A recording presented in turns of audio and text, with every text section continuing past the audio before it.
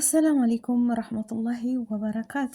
ውድና የተከበራችሁ የቻናል ተከታታይ ቤተሰቦች እንደምን አመሻችሁ? እንዴት ናቸው? ደህና አልሐምዱሊላህ።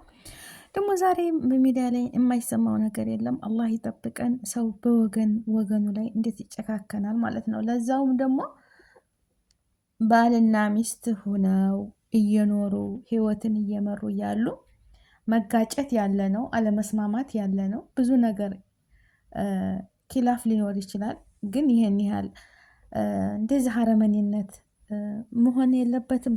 በተለይ ደግሞ በረመዳኑ ወር ማለት ነው። የፈላ ዘይት እንግዲህ በዚህ በወንድማችን ላይ ደፋችበት እያሉ በሚዲያ ላይ እየተንሸራሸሩ ነው። በጣም እውነት ለመናገር በጣም የደነገጥኩት ቢስሚላ ወላሂ የቃጠለውን ነገር የደረሰበት ነው የሚያውቀው።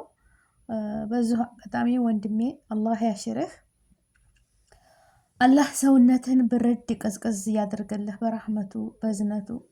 ህመሙ ከባድ ነው። ይህንን ፊት የሚያበላሽ ነገር ሀሲድ ምናምን ወንዶችም ሴቶች ላይ የሚያበላሹት ይህም ዘይትም ደግሞ እሳት ነው። ያው ያኛው በጥስጥስ ያደርጋል፣ ይህም እንደዛ ነው። በጣም ተፈላ ማለት ነው። ዘይቱ በጣም ከባድ ነው፣ ህመሙ ከባድ ነው። እና እንደዚህ አይነት ውሳኔ ለምንስ ሰው በወገኑ ላይ አለመግባባት አለመስማማት ካለ ተተፈጠረ ግጭት ይኖራል። ሁለተኛ ወገን አምጥታችሁ ተመካክራችሁ የማይሆን ከሆነ አሰላሙ አሌይኩም። አላህ የፈጠራችሁ ጌታ ለእናንተም ለሁሉም እርዝቅ በሱ እጅ ነው ያለውና የእሱም ርዝቅ አለ የእሷም ርዝቅ አለ ማለት ነው። አላህ የጣፈላት ማለት ነው። ግን አካልን በማጉደል እንደዚህ በማቃጠል ብዙ ነገር በማድረግ የሚገኝ ነገር አለ። አረ ቢስሚላ። እኔ በነገራችን ላይ ትናንትና ደግሞ አንዲት እናት ፌስቡክ ላይ እንደዚህ ሸርተዋቸው እሱ ማስተራብነት ቲክታክ ላይ ወጥቶ የእርዳታ እየጠየቀ ነበረ። 80 ሺህ ብር ተጠይቀዋል ለሕክምናቸው እያለ እርዳታ እየሰበሰበላቸው ብዙ እህቶች ተረባርበው፣ ያ ደግሞ ትልቅ ሰውዬ ናቸው፣ እሳቸውም ትልቅ ናቸው፣ እናት ናቸው። እንግዲህ ቤት እነዚህ ገና ወጣቶች ናቸው። እነዛ የተጣደ ጀበና የፈላ ጀበና አንስተው ሚስታቸው አናታቸው ላይ ነበር የወረወሩት ማለት ነው። እንግዲህ አንገቷ እንዳለ የሴትዮ አንገት ጆሮአቸው ስር እንዳለ ተቃጥሏል። አስቡት። አረ ቢስሚላ። አረ ትዕግስት ይኖረን፣ አረ ትዕግስት ይኖረን፣ ወላሂ ትዕግስት ይኖረን። ጭቅጭቅ ንትርክ እኮ ከቤት ርዝቅ ያሸሻል ወላሂ።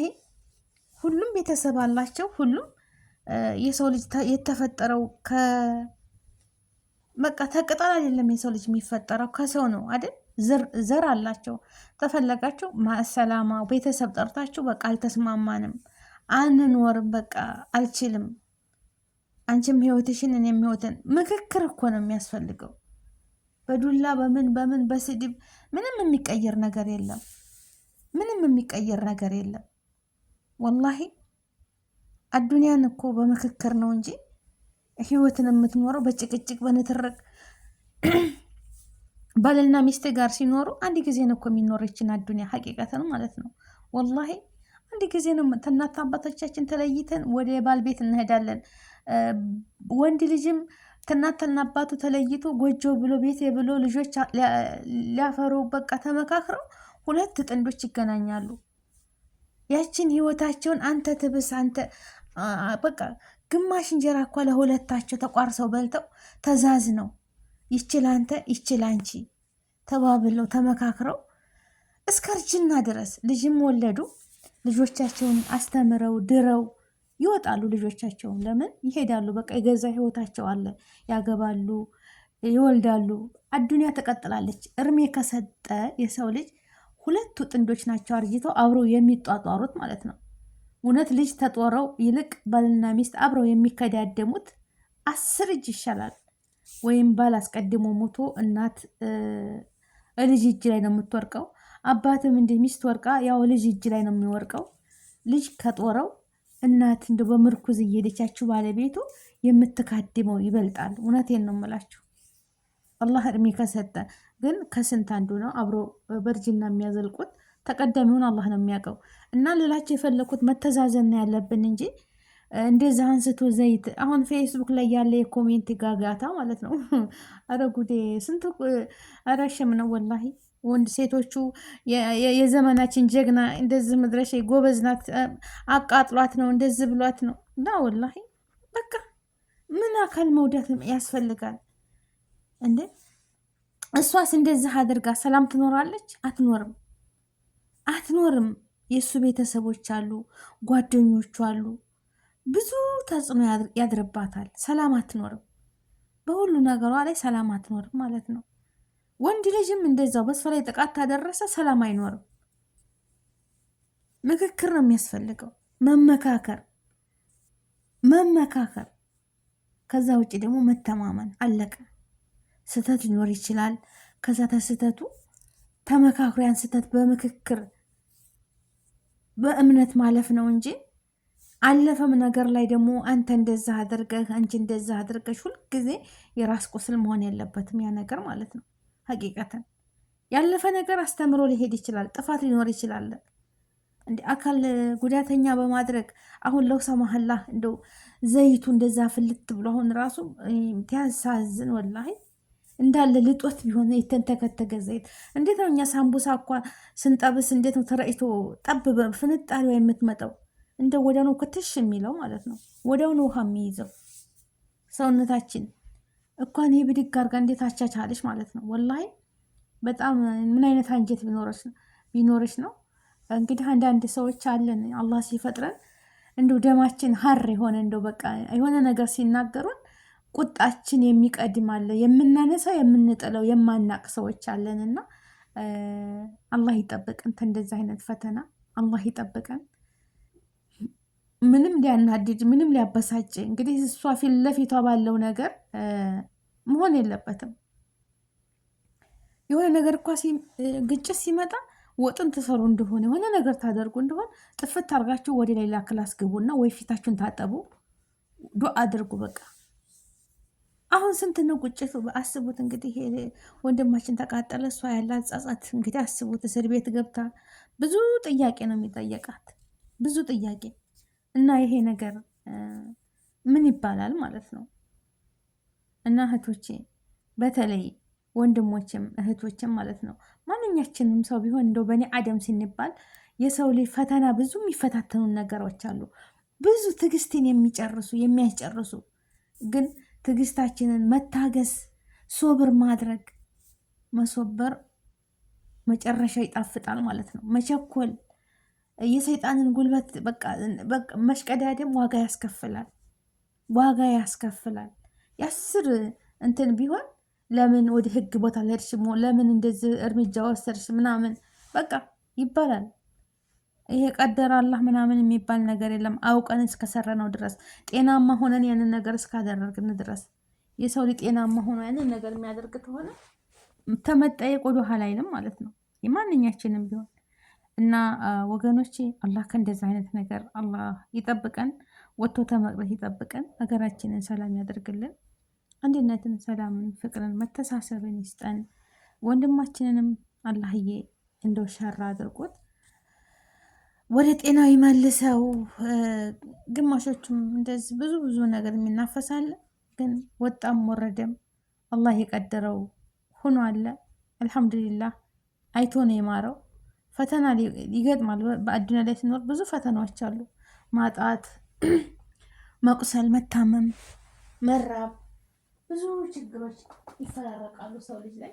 ያንን ደግሞ ማለፍ ያለብን በሶብር በትዕግስት ነውና ለመጣብን ነገር ቢከብድም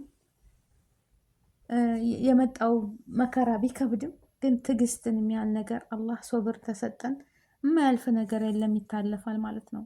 እና ወንድማችን አላህ ያሽርህ ነው የምለው። እንደው ሁላችሁንም በየሃይማኖታችሁ ዱዓ አድርጉለት። አላህ ያሽርህ፣ አላህ ያሽርህ። ህመሙ ከባድ ነው፣ ወላሂ ህመሙ ከባድ ነው። እኛ ጣታችን እኮ የሆነ ነገር ሲያመን በቃ ሲያቃጥለን እሳት እንደዚህ ዘይት እንዴት ነው ህመሙ? ልባችን ነው ወላሂ በጣም ህመሙ ከባድ ነው። ሩህ ነች፣ የሁላችንም ሩህ አንድ ነችና ምንም ልዩነት የለም። ቀይም ሆነ ጥቁር፣ ረዥም ሆነ አጭር፣ ማንም ሰው ፍጡር ነው። ህመሙ አንድ ነው። መቼም ያላመመው ህመም ክላመመው ተናገር፣ ራብ ክለ ራበው ተናገር የሚባለው ነገር አለ። የያዘው ሰው ነው የህመሙን ልክ ደረጃውን የሚያውቀው ማለት ነው። እሱ ያለበትን ደረጃ እናንተ እሱ ራሱ ነው የሚያውቀውና በቃ ወንዶችም ደግሞ አትጨቃጨቁ፣ ሴቶችም ደግሞ በቃ መመካከር ነው። በቃ ወጣ ወረደ መመካከር አላደል። በምክክር በንግግር ነው ሁሉን ነገር መፍትሄ የሚመጀው እንጂ በብትር በምን ምንም የሚመጣ ነገር የለም። እንደዚህ አካለ ጎደሎ በሽተኛ መሆን ብቻ ሌላ ነገር የለውም። ወይም ሰርቶ እንዳይበላ ወይም ሰርታ እንዳትበላ ማድረግ ነው እንጂ ይሆናል አይሆንም፣ ያዛልቃል አያዛልቅም። ህይወት እኮ በግድ አይደለም። የሰው ልጅ እኮ ህይወትን የሚመራው በግዱ አይደለም፣ ተገዱ አይደለም፣ ተመካክሮ ሁሉን ነገር በምክር ነው እንጂ በጠብ አይደለም፣ በብትር አይደለም። እና ወንድማችንን ፈጣሪ አላህ ያሽርህ፣ አላህ ያሽርህ። እሱ የደረሰልህ ፈጣሪ እሱ ያሽርህ፣ እሱ ይድረስልህ። ሌላ ምንም የምንባለው ነገር የለም። አገራችንን ሰላም ያደርግልን። በነገራችን ላይ በየቤቱ ስንት ጉድ አለ። አሁን ባለፈው ማስተራብነት ይዟቸው የመጣውና እናት በጣም ያሳዝናለች፣ ላይ ታሳዝናለች በጣም። ጎረቤት ሲናገሩ ሁልጊዜ ይጨቃጨቃሉ፣ ግን ባልተብየው ሁልጊዜ ይዝታል። እሱም የስንት ዓመት እስራት ነው? 5 ዓመት ነው እንደዛ ታስሯል። ባሏ ማለት ነው። በጀበና በፈላ ጀበና ፊታቸውን የመታ ራሳቸው ላይ እየወረወረ ማለት ነው። እንግዲህ ጀበናን እንግዲህ ቁጭ ብለው አንዳንድ ወንዶች አሉ ዝም ብለው አለቀ ደቀቀ ኝኝኝኝኝ የሚሉ ዝም ብለው ምድጃ ላይ ቁጭ ብለው በቃ ኩሽና ቁጭ ብለው ቡናም ሲፈላ እንደዚህ ዝም ብለው የሚጨቃጨቋሉ። በዛ ላይ ደግሞ አንድ ነገር ሲመጣ ሰይጣን ምንድን ነው ስራው? ያላ ያላ ያላ እንዴ አንስተውና ይዝትባቸው ነበረ።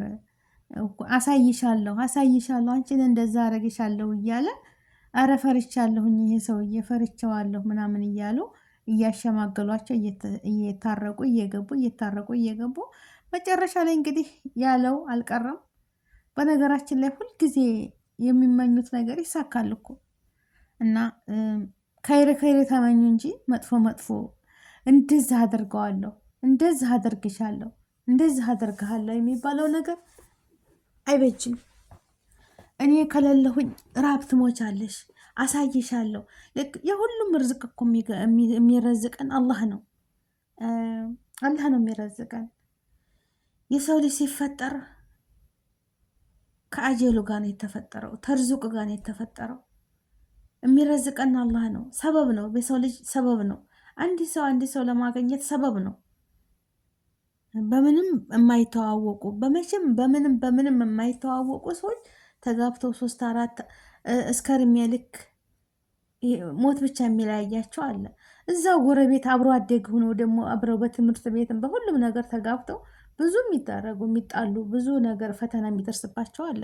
ይሄ ነሲብ ነው። ነሲብ የሰው ልጅ ስለተዋወቅ አይደለም። ዋናው ነገር ነሲብ ነው፣ መመካከር ነው፣ ማስተዋል ነው ያለብን። አላህ ማስተዋልን ይስጠን፣ ትዕግስትን ይስጠን። ወንድማችንን ፈጣሪ ያሽርህ ነው የምለው። አላህ ያሽርህ፣ አገራችንን ሰላም ያድርግልን፣ እኛንም አላህ ይጠብቀን። ግን ማንኛውም ነገር ወደ መጥፎ አታዙሩት። እንደው በቃ ሰውን ለመበቀል አትሞክሩ። አቃጥልሻለሁ፣ አቃጥልሃለሁ፣ እገልሻለሁ፣ እገልሃለሁ፣ ሌላ ሰው እንዳታይ ነው ማደርግሽ፣ እንደዚህ ነው ማደርግሽ። ይሄ ጥሩ አይደለም። በቃ ጥሩ አይደለም። መመካከር ብቻ ነው። አንድ ሰው የእሱን ፊት አበላሽቶ ወይም የእሷን ፊት አበላሽቶ አካለ ጎደሎ አድርጎ ምንድን ነው የሚጠቀመው? ምንም። ከኔ ከህርሽ ከኔ ተወጣሽ አካልሽን አበላሸዋለሁ፣ ህይወትሽ ይበላሻል፣ በቃ ሰው እንዲያየሽ ነው ማደርግሽ። ይሄ እኮ ለምንም አይጠቅምም። ምክክር ነው፣ መመካከር ነው። በቃ ስህተት ካለ ያ ሰው ከስህተቱ መማር፣ ያንን ማስተካከል፣ ጥሩ ህይወት ለመኖር መሞከር።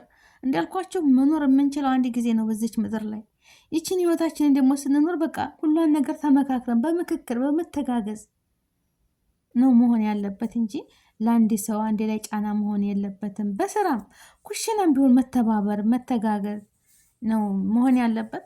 ውዶችዬ በያላችሁበት ዓለም ዳርቻ አላህ ይጠብቃችሁ፣ ሀገራችንን ሰላም ያደርግልን፣ እኛንም አላህ ይጠብቀን ከእንደዚህ አይነት ሙሲባ። ቅመሞችዬ ደግሞ ተጠንቀቁ፣ ኩሽና ስጠባበሱ። አሁን ሮመዳን ነው ወቅቱ፣ ብቻ ጥንቃቄ አድርጉ ለራሳችሁም ማለት ነው። አላህ ይጠብቀኝ። አላህ ይጠብቀኝ እኔንም እናንተንም ያሰብነው ተሳክቶ ለሀገራችን ያብቃን። አላህዬ ህዝነቱን ራህመቱን ይስጠን። ወሰላሙ አሌይኩም ወራህመቱላሂ ወበረካቱ። ላይክ፣ ሼር፣ ሰብስክራይብ አድርጉ። አይከፈልበትም። ዱዓ አድርጉለት ለወንድማችሁም አላህ ያሽረው። አዲስ ሙሽሮችም ትዕግስት ሶበር ይኖራችሁ ነው የምለው። መተጋገዝ በቃ ሶበር ይኖራችሁ።